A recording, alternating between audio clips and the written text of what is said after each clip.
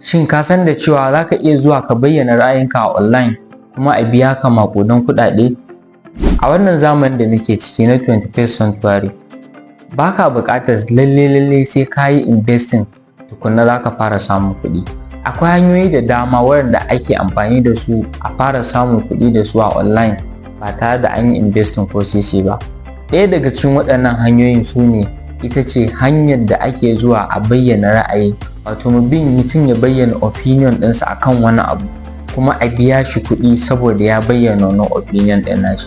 Kun ga wannan garaɓasa ce kuma hanya ce mai matuƙar sauƙi da za ka samu kuɗi a ɗakinka kana kwance ba tare da ka sha wata wahala ba. Idan kana so ka san yadda za ka fara samun kuɗi ta hanyar bayyana ra'ayinka a online, yana da kyau ka kalli bidiyon nan daga farko har ƙarshe. A wannan zamanin na 21st century, kamfanonuwa saboda competition da ake ciki na harkar kasuwanci, kamfanonuwa kullum suna bibiyar kwastomominsu da kuma abokan hulɗarsu na kasuwanci domin su inganta mu'amalarsu ko kuma su inganta kasuwancinsu. To akwai kamfanonuwa ko kuma platforms waɗanda su kuma kawai aikinsu shine su je su karɓo kwangilar zuwa su karɓi ra'ayin mutane akan wannan kamfanin, su zo su karɓi wannan ra'ayin, su kuma kamfani ya biya su, su kuma su biya mutane. Shine hanyar da mutum zai je ya amsa survey questions. Mun sani survey opinion ake tambaya, so mutum zai je ya amsa wannan survey questions ɗin, su kuma wannan kamfanin su biya shi. Ya za ka fara samun kuɗi da wannan hanyar? Hanya ta farko kuma hanya mafi muhimmanci shine mutum ya zaɓi platform. Akwai platform da dama waɗanda suke yin wannan aikin. Su kawai aikinsu su karɓo ma wannan survey questions ɗin ko kwangilar jin ra'ayinka daga wannan kamfanin, kai kuma ka zo ka faɗi wannan ra'ayin naka ta cikin wannan platform ɗin nasu, su kuma su ɗauki wannan ra'ayin ka su kai wannan kamfanonuwan. To akwai competition da dama. Yana da kyau idan kana so ka fara samun kuɗi ta hanyar amsa wannan survey questions ɗin, na farko dai ka mai da hankali wajen zaɓar platform, because wata platform ɗin ta fi wata platform ɗin biya, wata platform ta fi wata platform ɗin inganci, ko in ce manhaja a hausance. To ya za ka zaɓi platform ko kuma ka zaɓi manhajar da za ka je kake amsa survey question ɗin a cikinta? Na farko dai shine ka kalli idan ka gama amsa survey question ɗinka ya za kuɗinka ya fita, domin dai kai so kake ka samu kuɗi. To yana da kyau ka kalli cewar wanne hanyoyi ake bi a fitar da kuɗi a wannan platform a wannan manhajar bayan ka amsa wannan survey questions ɗin.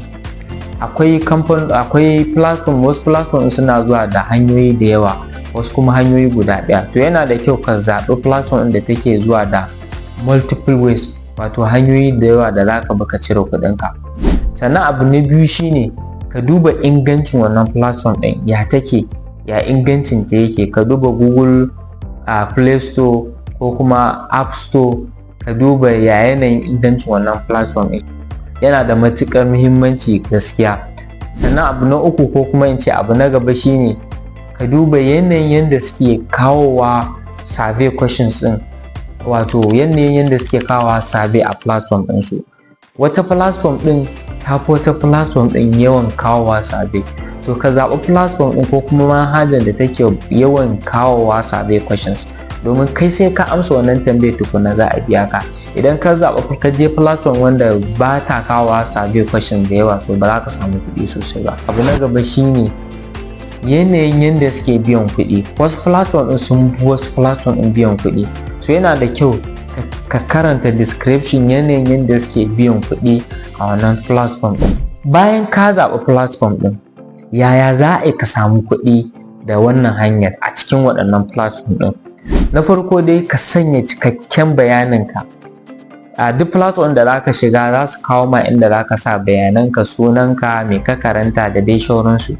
To yana da kyau ka sanya cikakken bayaninka game da kanka, domin za su yi amfani da wannan bayanan da ka ba su ne suke kawo ma tambayoyi daidai da wannan bayanan naka. To idan bayananka bai cika ba, wasu platform ma za su cire ka ne, wasu kuma za su ajiye ka ne amma ba su ke kawo ma tambayoyin da za ka amsa ka samu kuɗi ba. So yana da kyau ka sa full details da ya shafe ka.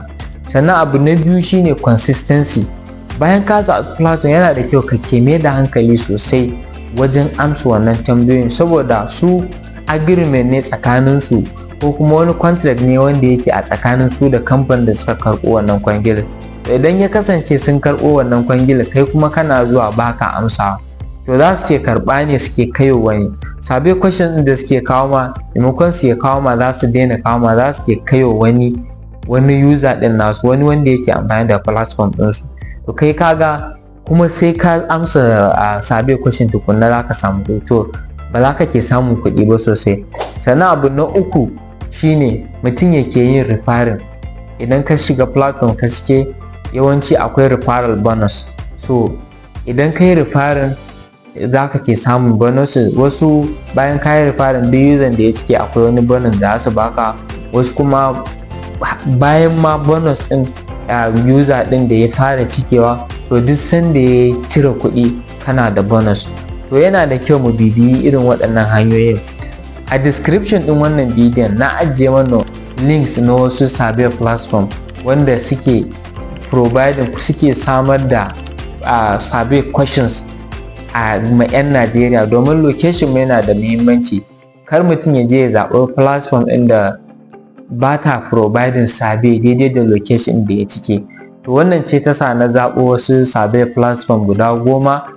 In ka duba description ɗin wannan bidiyon, idan a YouTube kake kallon bidiyon nan ko kuma a TikTok, za ka ga waɗannan links ɗin waɗannan platform ɗin. To ka je ka zaɓa kowace, ka duba description ɗinka sai ka shiga ka cike.